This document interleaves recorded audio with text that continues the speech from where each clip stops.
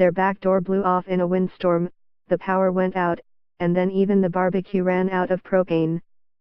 But an Ontario family says their first Christmas at their seaside cottage was the best ever, thanks in part to the kindness of their Nova Scotia neighbors. It could have been 100 times worse, but it wasn't, said Jill Monvoisin. The kids were saying this was the best Christmas ever. The Ottawa family was caught up in a maritime storm powerful enough to snap hydro poles and knock out electricity for thousands on Christmas and Boxing Day. It delivered gusts that reached near hurricane force, clocking over 100 km per hour in some areas, peaking through Monday evening.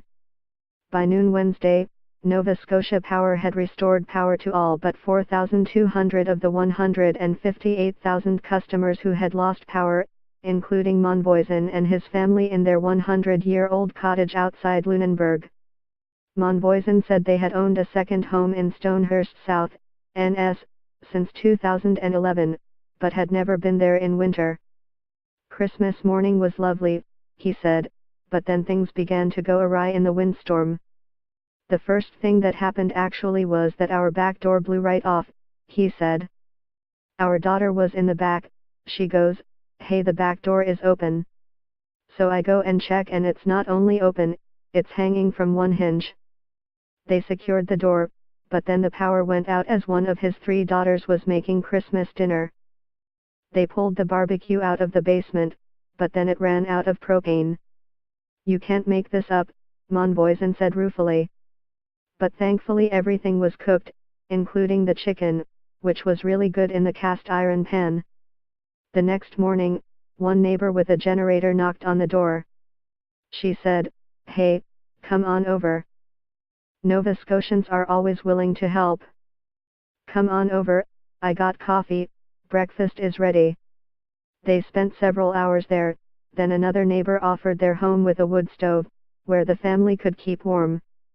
Twitter feeds described other residents eating dinner by candlelight in darkened homes and the kindness of their fellow Nova Scotians.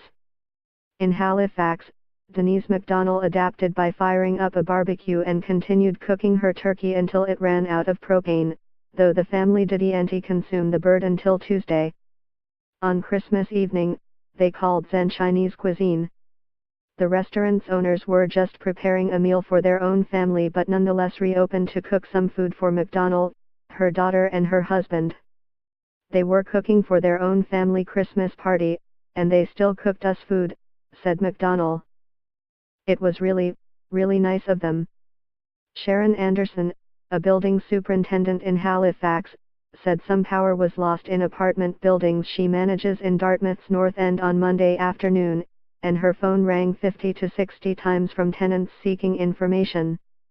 Fortunately, the 3 buildings with over 400 people in them only lost a portion of their power, she said. I don't think people suffered too much, other than it became cold just before the power came back on, she said in a telephone interview. Nova Scotia Power does the best they can.